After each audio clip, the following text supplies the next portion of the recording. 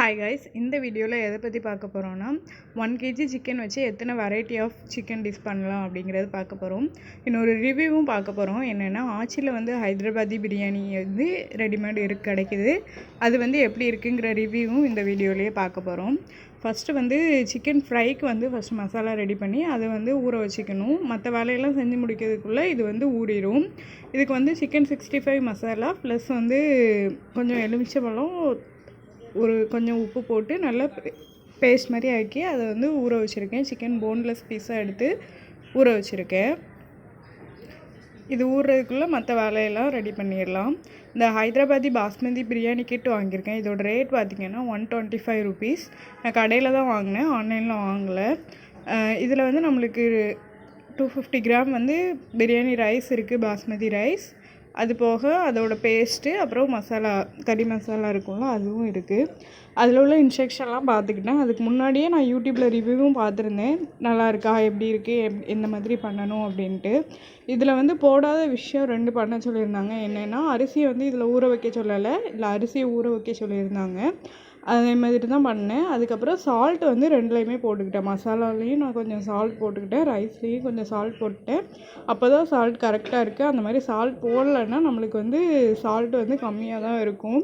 இன்னொரு விஷயம் என்னென்னா, மசாலா வந்து கொஞ்சம் நிறையவே இருக்குது. ரைஸை கம்பேர் பண்ண முடிச்சுலாம் மசாலா வந்து நிறையவே இருக்குது. சிலவங்க வந்து இந்த மசாலா கொஞ்சம் விரவிருப்பாங்க, ரைஸ் ஒயிட் ரைஸாக பண்ணுவாங்க. அப்படி இல்லாமல் நம்ம வந்து தமிழ்நாட்டில் எப்படி நல்ல மசாலாவாக சாப்பிட்டு பழகியிருக்கோம், அப்படி தானே.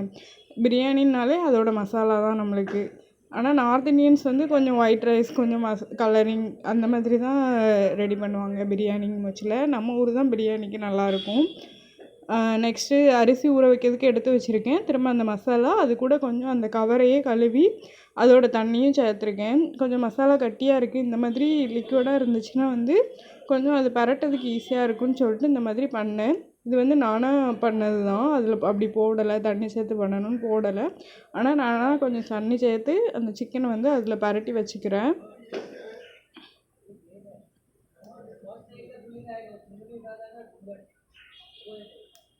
இந்த ரைஸ் வந்து ஒரு 10 நிமிஷம் ஊற வைக்கணும். அதே மாதிரி இந்த சிக்கன் கலவையும் 10 நிமிஷம் ஊற வைக்கணும்.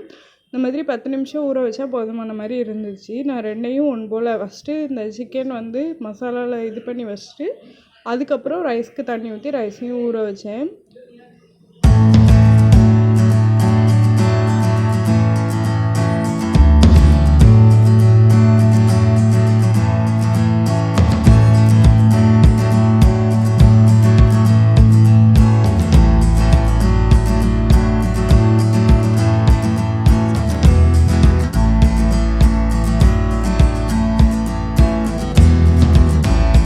எல்லா சிக்கனுமே இந்த மாதிரி ஊற வச்சு தனியாக எடுத்து வச்சுக்கிறேன். இதுக்கப்புறம் வந்து நம்ம ரைஸ் வந்து தண்ணி ஊற்றி வைக்கலாம். ரைஸ் கூட பார்த்திங்கன்னா ஒரு 4 கிராம்பு போட்டிருந்தாங்க. அது கிராம்போடையே சேர்த்து அப்படியே ஊற வச்சிட்டேன்.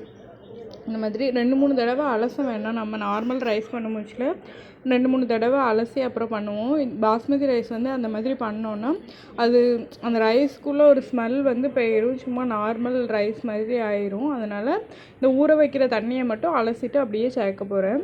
அதுக்கு அடுத்து வந்து அடுப்பில் வந்து 1 லிட்டர் தண்ணி ஊற்ற சொல்லியிருந்தாங்க. நான் பாத்திரத்தில் எவ்வளோ வருதோ அவ்வளோ தண்ணி நிறையவே ஊற்றிருந்தேன். 1 லிட்டர்னு அளந்து ஊற்றலை. தண்ணி ஊற்றி அதுக்கு கொடுத்துருந்த ஸ்பைசஸ் அவ்வளோத்தையுமே போட்டுட்டேன். அடுத்து வந்து இன்னொரு அடுப்பில் வந்து வெங்காயம், தக்காளி எதுவுமே நம்ம இதுக்கு சேர்க்க போகிறதில்ல. அதனால் வந்து அந்த மசாலாலே எல்லாமே ஆட் ஆகிருக்கும். வெங்காயத்தை வந்து நல்லா ரோஸ்ட் பண்ணி நல்லா கோல்டன் ஃப்ரை கலரில் எடுத்து பண்ண போகிறேன். ஹைதராபாதி பிரியாணிங்க முச்சில் வந்து இந்த மாதிரி பண்ணுவாங்க நார்மலாக. அது வந்து அந்த கிட்டில் போடலை. இது நானாக தான் பண்ணியிருக்கேன். டேஸ்ட்டுமே நல்லா இருந்தது இந்த மாதிரி சாப்பிடும் முச்சில். தண்ணி நல்லா கொதித்ததுக்கப்புறம் அந்த ஊற வச்சிருந்த ரைஸை வந்து இது கூட சேர்த்தாச்சு.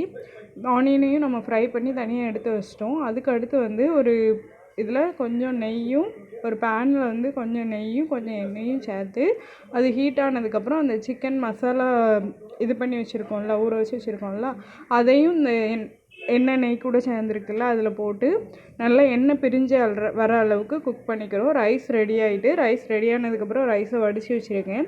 அதுக்கு அடுத்து வந்து சிக்கன் கிரேவி பண்ண போகிறேன். இந்த கிரேவி எதுக்குன்னு பார்த்திங்கன்னா ஒயிட் ரைஸ் அண்ட் சப்பாத்தி 2க்குமே சாப்பிட்லாம். அந்த மாதிரி ஒரு கிரேவி ரெடி பண்ண போகிறேன். வெங்காயம், தக்காளி, பச்சை மிளகாய் போட்டு நல்லா வதக்கி எடுத்துட்டு சிக்கன் பார்த்திங்கன்னா கொஞ்சம் மஞ்சள் மிளகா பொடி இஞ்சி பூண்டு பேஸ்ட் போட்டு நல்லா ஊற வச்சு வச்சுருக்கேன். அது கூட போட்டு நல்லா வதக்கி எடுக்கணும். இந்த மசாலா வந்து ரெடி ஆகிட்டு நம்ம பிரியாணிக்குள்ளே மசாலா வச்சுருந்தோம்ல எண்ணெய் பிரிஞ்சு வந்துட்டு அது கூட வந்து கொஞ்சம் புதினா கொத்தமல்லி அப்புறம் நம்ம ஆனியன் ஃப்ரை பண்ணி வச்சுருந்தோம்ல அது வந்து அடுப்பை ஆஃப் பண்ணிட்டு போட்டுட்டு அதுக்கு மேலே ரைஸ் வந்து இது பண்ணி வச்சுட்டு ரைஸுக்கு மேலேயும் அந்த ஃப்ரை பண்ண ஆனியனை போட்டுருந்தேன்.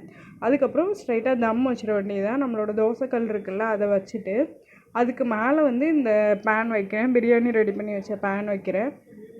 பேன் வச்சுட்டு ஒரு தட்டு போட்டு அதுக்கு மேலே வந்து நம்ம சாப்பாடு வடித்த தண்ணி இருக்குல்ல அது வந்து நல்லா சூடாகவே இருக்கும். அதை வச்சு மீடியம் ஃப்ளேமில் வந்து அடுப்பை வைக்கேன். எதுக்குன்னா இப்போ நம்ம கீழே இருந்தும் தம் ப்ராசஸில் கீழே இருந்தும் ஹீட்டு போகும், மேலே இருந்தும் ஹீட் வரும். அதுக்காக தான் இந்த மாதிரி வச்சுருந்தேன். அடுத்து வந்து நம்ம சிக்கன் கிரேவிக்கு வந்து கோகோனட் பேஸ்ட் ரெடி பண்ணுறோம். தேங்காய், பல்லாரி, ஜீரகம் இவ்வளோ போட்டு அரைச்சி அந்த மசாலா கூட கொதிச்சிட்டு இருக்க சிக்கனில் போட்டு ரெடி பண்ணி வச்சிடுறோம். அவ்வளோதான், சிக்கன் கிரேவியும் நல்லா கொதிச்சு வந்தோடனே ரெடி ஆயிரும். சிக்கன் கிரேவியும் நம்மளுக்கு ரெடி ஆயிடுச்சு.